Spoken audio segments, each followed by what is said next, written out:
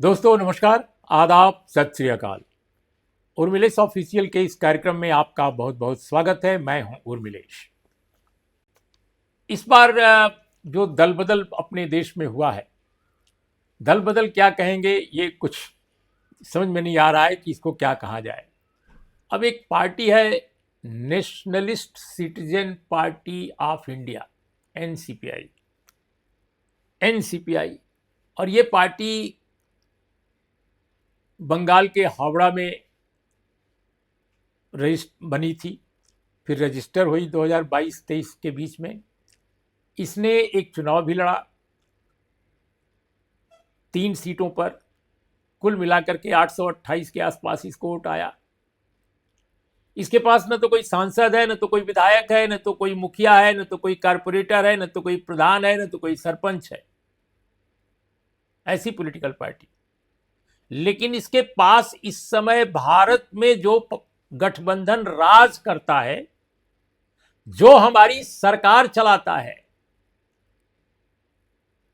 1 अरब से ज्यादा आबादी वाले मुल्क में जो सत्ता संभालता है गठबंधन, उस गठबंधन की ये दूसरे नंबर की पार्टी हो गई है। यानी भारतीय जनता पार्टी, मोदी जी और अमित शाह जी की पार्टी, नितिन नवीन साहब की पार्टी, और उसके बाद दूसरे नंबर पर आ गई है nationalist citizen party of India. और इस पार्टी में, जैसा मैंने आपसे कहा कि कोई विधायक नहीं, कोई सांसद नहीं, कोई मुखिया नहीं, कोई प्रधान नहीं, कोई कारपोरेटर नहीं जीता इसका कभी। लेकिन ऑल ऑफ सडन जैसे छप्पर फाड़ कर लगता है जैसे इसकी झोली में किसी ने गिरा दिया हो कि 20 सांसद तुमको मिल गए। तो 20 सांसद इसको मिल गए, 20, हालांकि कुछ लोग कह रहे हैं 19। अब टीएमसी के जो सांसद हैं, जो टूट करके इधर आए हैं ममता बनर्जी का साथ छोड़ करके, वो दावा कर रहे हैं नहीं हमारे टोटल 20 हैं। उनको उस पार्टी में मर्ज करने का जो फैसला है उसको माननीय स्पीकर महोदय सुनाएंगे बाद में। अभी केवल उन्होंने पेशकश की है, ज्ञापन दिया है, और जाहिर है चीजें जैसा तो वो चाहते हैं वैसा हो जाएगा, उसमें कोई दिक्कत नजर नहीं आ रही है। तो ये अपने आप में बहुत ही जबरदस्त खेला है, और दल बदल की हिस्ट्री में ऐसा अनोखा दल बदल आपने कभी पहले नहीं देखा होगा।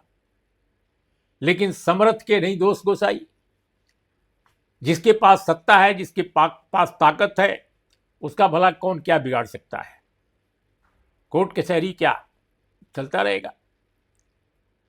अब 10th शेड्यूल की बात की जा रही है कि भाई पार्टी में तो कोई दरार है ही नहीं, ये तो केवल सांसद अलग हो रहे, तो फिर इसको दल बदल कैसे कहा जाएगा।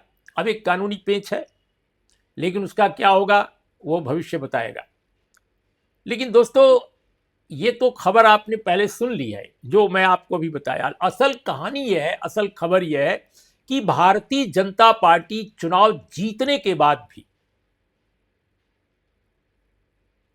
मैं बंगाल की बात कर रहा हूं, बंगाल में चुनाव जीत गई, इसके बाद भी क्यों ये दल बदल, क्यों ये पार्टी तोड़ना। थोड़ी देर के लिए कल्पना कीजिए कि अगर ममता बनर्जी की पार्टी को न तोड़ा गया होता तो भी तो सरकार बीजेपी की वहां थी बंगाल में, और दिल्ली में एनडीए की थी, जिसके नेता बीजेपी के सारे हैं, टॉप लीडरशिप बीजेपी की है। तो आखिर ये तोड़फोड़ क्यों मची हुई है। और तोड़फोड़ तो बंगाल में केवल नहीं मची है, महाराष्ट्र में भी मची है। महाराष्ट्र में भी प्रयास हो रहा है, और मैंने सुना है कि दक्षिण भारत में भी प्रयास हो रहा है। तो मामला केवल विधानसभा के स्तर का नहीं है कि कहीं एक दल को, विपक्षी जो दल है जो हार गया है चुनाव, उसको तोड़ करके विधानसभा में अपना एक अलग ब्लॉक बन गया है। दरअसल मामला ये लोकसभा का है। दरअसल ये मामला केंद्र में जो राजनीति करने वाली संस्थाएं हैं उनका है। तो ये क्यों केंद्र में ऐसा किया जा रहा है। राज्य में तो हो गया, लेकिन असल जो जोर है वो है केंद्र की स्थिति को प्रभावित करना। केंद्र का मतलब लोकसभा और राज्यसभा, उसकी जो दलगत स्थिति है उसको प्रभावित करना। क्यों? क्योंकि भारतीय जनता पार्टी को 2/3 बहुमत नहीं है लोकसभा में, राज्यसभा में। अभी राज्यसभा में उनकी संख्या बढ़ी है, लेकिन फिर भी उनके पास 2/3 बहुमत नहीं है, और लोकसभा में तो कुछ भी वो कर ले 2/3 बहुमत फिलहाल नहीं नजर आता है। भाई 240 ही मेंबर बीजेपी के जीते थे ना लोकसभा में, अपने बल पर तो बहुमत की सरकार नहीं बनी। तब नीतीश कुमार जी की पार्टी और नायडू जी की पार्टी ने मिलकर के कंधा दिया और सरकार बन गई। फिर उन पार्टियों की आज क्या स्थिति है देश पूरा जानता है। तो अब भारतीय जनता पार्टी क्यों परेशान है कि 2/3 बहुमत हो भाई किसी तरह। अगर 2/3 बहुमत न हो तो 2/3 के आसपास हो, ताकि कोई और खेल किया जा सके। इसीलिए उद्धव ठाकरे की पार्टी को तोड़ने की कोशिश हो रही है, और दक्षिण भारत में 1 या 2 पार्टियों पर नजर है। दरअसल कहानी दोस्तों 131वें संविधान संशोधन की है। ममता बनर्जी को हारना था, वो हार गई। उनको हराना था, उनको हार गई। अब कहानी ममता बनर्जी से बहुत आगे की हो चुकी है। ये लोकसभा की अब कहानी शुरू हो चुकी है, जिसके लिए nationalist citizens party of India नाम का एक दर तलाशा गया। दर का मतलब जगह तलाशा गया कि भाई यहां पर लोगों को गिरा दिया जाए। उस पार्टी की झोली में 19 या 20 सांसदों को गिरा दिया जाए, जिससे अब उस नई पार्टी में कुछ लोग आ जाएं और वो एनडीए के साथ जुड़े रहें। तो एनडीए के साथ वो जुड़ गए। काकोली घोष दस्तीदार ने ऐलान किया कि वो एनडीए के साथ रहेंगे। उनका बयान आप देख लीजिए, सारा जितने लोग टूटे हैं सब एनडीए के साथ रहेंगे। अब सवाल इस बात का है कि ये क्यों 131वें संशोधन के लिए तोड़फोड़ मची हुई है पूरे देश में पॉलिटिकल पार्टीज की, खासकर विपक्षी पार्टियों की। दरअसल दोस्तों, जब इसके बाद मैं आगे बढ़ूं और इसका कारण बताऊं, उसके पहले एक बार आप जान लीजिए कि लोकसभा में इस समय हमारे यहां दलगत स्थिति क्या है। यानी मौजूदा भारतीय लोकसभा जो है उसमें किस दल को कितनी सीटें हैं। एग्जैक्ट आपको बताऊं, 543 सांसदों की जो लोकसभा है उसमें एनडीए के पास कुल 312 सदस्य इस समय है, 312। लेकिन जिस दिन 131वें संविधान संशोधन पर 17 अप्रैल को वोटिंग हुई थी पिछली बार, और 2/3 बहुमत नहीं मिला था मोदी सरकार को, तो वो डिलिमिटेशन कानून को और महिला आरक्षण कानून को पास नहीं करा सकी, क्योंकि 2/3 नहीं मिला। उस दिन उनके पास एनडीए को टोटल 298 वोट ही मिले थे। अब इनके पास 312 हो गए हैं। किसको मिलाकर? काकोली घोष दस्तीदार, सुदीप बंदोपाध्याय, सायोनी घोष, इन लोगों की जो नई पार्टी है, नई पार्टी क्या कहेंगे, जिस पार्टी में ये गिरे हैं जाकर, वहां पर झोली में गिरे हैं, उसकी नई पार्टी की ये सारे लोग। उसके बाद जो है संख्या अब हो गई है 312। बीजेपी को 240, एनसीपीआई जो मैंने बताया कि जिसके पास न कोई मुखिया, न प्रधान, न एमएलए, न एमपी था, उसके पास 20 एमपी आ गए, तो अब वो दूसरे नंबर की पार्टी है। टीडीपी, चंद्रबाबू नायडू की पार्टी, तीसरे नंबर की पार्टी हो गई है, पहले दूसरे नंबर की थी। चंद्रबाबू नायडू की जो हैसियत है वो गिर गई है एनडीए में, तो वो 16 उनके पास है। जेडीयू, नीतीश कुमार की पार्टी के पास भी पहले ज्यादा थे, अभी 12 केवल हैं। और शिवसेना, शिंदे के पास 7, रामविलास पासवान जी के सुपुत्र जो हैं उनकी पार्टी जो है एलजेपी आरवी कहलाती है, वो 5 सदस्य। जेडीएस, भारत के पूर्व मुख्यमंत्री देवगौड़ा साहब की पार्टी है, उनके पास 2। सब मिला करके ये जो पार्टी है, ये कुल मिलाकर के ये 312 आता है। अब जो ऑफिशियल पोजीशन ये मैं बता रहा हूं आपको, इंडिया ब्लॉक के पास इस वक्त कुल मिलाकर के 190 हो गए। पहले इनके पास संख्या ज्यादा थी, वो 20 कम हो गए, इसलिए इनके पास 190 ही अब आ रहे हैं। Indian national Congress SP Samajwadi party के पास, कांग्रेस के पास 99, समाजवादी पार्टी के पास 37, उद्धव ठाकरे की जो शिवसेना है उसके पास 9, एआईटीसी के पास 8, एनसीपी शरद पवार के पास 8, सीपीआईएम के पास 4, आरजेडी के पास 4, इंडियन यूनियन मुस्लिम लीग के पास 3, जेएमएम के पास 3, सीपीआई के पास 2, सीपीआईएमएल के पास 2। इस तरह से कुल सभी पार्टियों को मिला दिया जाए तो 190 का आंकड़ा आ रहा है। अदर अपोजिशन पार्टी जो हैं उनके पास 38, जिसमें डीएमके भी शामिल है। डीएमके चूंकि अलग सीट की मांग कर रही है कि अलग उसको बैठने का मौका मिलना चाहिए, तो संख्या गिर गई है इंडिया ब्लॉक की, लेकिन विपक्ष एक साथ है इस मुद्दे पर। अब सवाल यह है दोस्तों, जो मैं आपके सामने रखना चाहता हूं कि दरअसल भारतीय जनता पार्टी की एकमात्र इस समय जो चिंता है वो है डिलिमिटेशन बिल को और महिला आरक्षण बिल को पास कराना। अब आप क्या समझते हैं कि ये किसी बड़े जन कल्याण के लिए हो रहा है? नहीं, ये सिर्फ और सिर्फ इसलिए हो रहा है कि भारतीय जनता पार्टी किस तरह केंद्र की सत्ता में हमेशा बरकरार रहे, लंबे समय तक वो कैसे सत्ता पर काबिज रहे, इसके लिए दोनों कानून जरूरी हैं। अब आप कहेंगे कि कैसी बात कर रहे हैं आप, इन कानूनों का क्या रिश्ता चुनाव से है? मैं बताता हूं दोस्तों। डिलिमिटेशन अगर बिल पास हो जाता है जैसा ये चाहते हैं वैसा, तो दक्षिण भारत की सीटों में भारी कटौती होगी, यानी जो बढ़ोतरी उत्तर में होगी उसके मुकाबले उनकी सीटें कटौती उनकी हो जाएगी। क्यों? क्योंकि आबादी का जो औसत है वो उत्तर के मुकाबले उनका बहुत गिरा हुआ है, यानी उन्होंने परिवार नियोजन की जो स्कीम है उसको ईमानदारी से और बहुत शिद्दत के साथ लागू किया है, और उत्तर भारत में उस तरह से नहीं लागू हुआ है। जनसंख्या बढ़ाने पर जोर बना रहा है, और अब तो आरएसएस या बहुत सारे इस तरह के हिंदुत्ववादी संगठन कहते हैं कि ज्यादा बच्चे पैदा कीजिए, जरूरत है देश को।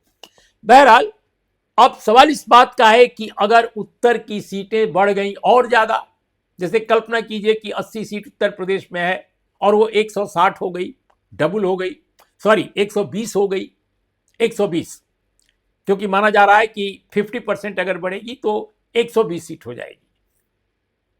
लेकिन अगर दक्षिण भारत को देखा जाए तो दक्षिण भारत की सीटें जो मौजूदा प्रावधान है जो सजेस्ट किया जा रहा है, हालांकि वो भी मांग रहे हैं कि 50% उनकी भी बढ़े, हो सकता है कि अगर ये फॉर्मूला लागू हो भी गया तो भी बहुत बड़ा फायदा उनको नहीं मिलने जा रहा है, और होगा ये कि उत्तर मध्य इन क्षेत्रों को मिलाकर भारतीय जनता पार्टी जो है आराम से चुनाव जीता करेगी, आराम से चुनाव जीता करेगी, क्योंकि इन इलाकों में आज भी दक्षिण भारत की तरह मतदाताओं में आम जो समझ उनकी है वो धर्म कर्म जात पात पर ज्यादा निर्भर है, और दक्षिण के लोग चूंकि पढ़ाई लिखाई में समझदार हैं, साक्षर ही नहीं है बल्कि शिक्षित भी ज्यादा हैं।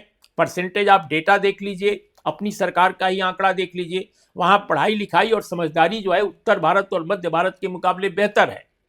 अपने यहां लोग सिर्फ अनाज जो मिलता है मुफ्त सरकार की तरफ से, सिर्फ उसी के आधार पर बहुत सारे लोग वोट दे देते हैं।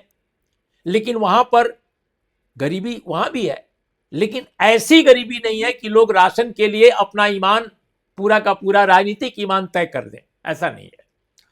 ये नहीं है कि केवल अगर राशन मिल जाए तो सरकार किसकी बननी चाहिए, वो किसको वोट दें, सब कुछ उसी के आधार पर तय कर लेंगे, ऐसा नहीं है। तो इसका मतलब यह है कि दक्षिण भारत को अगर सीटें उसकी कम रहें और उत्तर और मध्य भारत की सीटें बहुत ज्यादा रहें तो लोकसभा के चुनाव में भारतीय जनता पार्टी नहीं हारेगी, और नहीं अगर हारेगी कभी, चाहे जितना जन आक्रोश उसके खिलाफ हो, जितना जन असंतोष उसके खिलाफ हो, तो एक और फायदे के लिए वो अपना जुगत लगाया है, और वह है आरक्षण विधेयक महिला का। तो महिला आरक्षण में उसने कोटा विद इन कोटा नहीं रखना चाहती कि दलित आदिवासी ओबीसी कम्युनिटी की महिलाओं का कोटा महिला आरक्षण में अलग से रखा जाए, इसके लिए वो हरगिज तैयार नहीं है। इसका फायदा सबसे किसको मिलेगा? उत्तर भारत, मध्य भारत या दक्षिण भारत, कहीं भी जाइए, दक्षिण भारत में तो उतना नहीं, लेकिन उत्तर और मध्य में इसका फायदा मिलेगा अपर कास्ट हिंदू समाज की महिलाओं को, जो अपेक्षाकृत पढ़ी हैं, अपेक्षाकृत सशक्त हैं, अपेक्षाकृत उनका एक सामाजिक आर्थिक परिस्थिति भी बेहतर है। उनके घरों के लोग राजनीति में पहले से ज्यादा सक्रिय हैं। तो महिला आरक्षण के नाम पर भारत की पार्लियामेंट में चुनाव जब होंगे नए कानून के मुताबिक, तो उन महिलाओं की संख्या बहुत बढ़ जाएगी जो अपर कास्ट की पृष्ठभूमि से आएंगी, और ज्यादातर अपर कास्ट हिंदू। तो इसका फायदा निश्चित रूप से भारतीय जनता पार्टी को मिलेगा। मैं ये नहीं कह रहा हूं कि भारतीय जनता पार्टी ओबीसी समाज की महिलाओं को टिकट नहीं देगी, देगी, लेकिन बहुत बड़े पैमाने पर नहीं, क्योंकि ओबीसी में, एससी एसटी में उतने बड़े पैमाने पर उपयुक्त विद इन द कोर्ट महिलाएं उनको उम्मीदवारी के लिए मिलेंगी भी नहीं। तो ऐसी स्थिति में वो महिला आरक्षण को कोटा विद इन कोटा के साथ नहीं लागू करना चाहते। वे चाहते हैं कि महिला सिर्फ महिला के नाम पर जाए, उसमें दलित, आदिवासी, ओबीसी का मामला न निर्धारित किया जाए। और अगर दलित का मामला चूंकि पहले से है या आदिवासी का मामला पहले से है, तो उसमें कुछ कैटेगरी एक बनाई जा सकती है कि इसमें पुरुष और महिला का कोटा अलग अलग कर दिया जाए, उसी में बंटवारा कर दिया जाए। क्योंकि एससी को और एसटी को तो आप जानते हैं वहाँ पहले से एक सीटों का उनको निर्धारण है कि इतनी सीटें आपके लिए रहेंगी पार्लियामेंट में। तो वहां पर महिलाओं को वो निश्चित रूप से हो सकता है कि एक कैटेगराइजेशन कर दिया जाए कि महिलाओं को इतना दिया जाए, पुरुषों को इतना दिया जाए। लेकिन इसका भी कोई फार्मूला सामने नहीं आया है। ओबीसी के बारे में तो बिल्कुल सोचा ही नहीं गया है। तो दोस्तों, ये दो जो कानून जिनको 131वें संविधान संशोधन में नत्थी कर दिया गया था एक साथ, जिसका विपक्ष ने काफी विरोध किया, जमकर इसका विरोध किया कि ऐसा हरगिज नहीं होना चाहिए था। हालांकि विपक्ष ने कुछ एक पार्टियों को छोड़कर कोटा विद इन कोटा की मांग भी नहीं की, कांग्रेस पार्टी ने नहीं मांग की। तो इसका अर्थ यह है कि भारतीय जनता पार्टी ये चाहती है कि किसी न किसी तरह से 131वां संविधान संशोधन पारित हो जाए, डिलिमिटेशन कानून लागू हो जाए और महिला आरक्षण भी लागू हो जाए। दोनों का फायदा वो उठाना चाहती है और इस तरह अपनी सल्तनत को, अपनी सत्ता को लगातार बरकरार रखना चाहती है, ताकि अबाध गति से सरकार बनी रहे और कोई दूसरा उसको चैलेंज ना कर सके। असल कहानी यही है। इसीलिए चूंकि उसके पास 2/3 बहुमत नहीं है, तो पॉलिटिकल पार्टीज जो विपक्ष की हैं उनको तोड़ना चाहती है। तो मैं दोस्तों आपको एक आंकड़ा बताता हूं और आप इसको देखिए कि कैसे वो ये हासिल करना चाहती है। जैसा आप सब जानते हैं कि 543 सदस्यों की लोकसभा है, इसमें 2/3 इसका होता है 362, 362, यानी इतना अगर सीट पा जाए कोई, इतना समर्थन पा जाए, इतना वोट पा जाए किसी कानून के बनाने पर, बिगाड़ने पर, तो वो बहुमत हो जाएगा। एनडीए के पास अभी जो सीटें हैं टीएमसी के 20 को लेकर, वो जैसा आपको हमने पहले बताया, वो 312-13 के आसपास हैं। तो ये जो 313 सीट जो है, अगर मान लीजिए अधिकतम इसको 313 तक हम ले जाएं, तो उसमें अगर कुछ सीटें इंक्लूड हो जाएं तकरीबन 40 के आसपास, तो बहुत आराम से भारी बहुमत के साथ, यानी एक तरह से यूं कहा जाए कि 362 का आंकड़ा छू सकती है भारतीय जनता पार्टी। और अगर 362 का आंकड़ा वो नहीं भी छू पा रही है, तो वो अगर विपक्ष की कुछ पार्टियों में ऐसी स्थिति पैदा कर दे कि वोटिंग के समय उनके सांसद अनुपस्थित हो जाएं, अगले सेशन में जब वो चाहेगी कि डिलिमिटेशन पर, महिला आरक्षण विधेयक पर वोटिंग हो, और आप अचानक देखेंगे कि विपक्ष की कुछ पार्टियों के सांसद अचानक वहां से अनुपस्थित हो जाएं, तो भी वो पारित करा सकती है। इसका भी शायद जुगाड़ करने का प्रयास चल रहा है। तो असल कहानी यही है दोस्तों कि कुल मिलाकर जो 17 अप्रैल को जो वोटिंग हुई थी उसमें 528 मेंबर ही उपस्थित थे, 545 नहीं थे।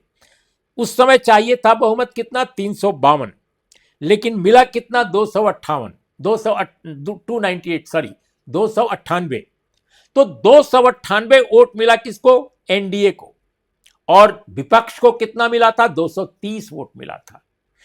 तो 230 होने के कारण 200 98 वोटों पर सिमट कर रह गई भारतीय जनता पार्टी और उसका पूरा का पूरा एनडीए, तो दो तिहाई बहुमत नहीं मिला, क्योंकि 2/3 बहुमत के लिए जो उसको चाहिए था वो उपलब्ध नहीं था। और इस तरह से जो 13वां 131वां संविधान संशोधन था वो लटक गया, वो पारित नहीं हो सका।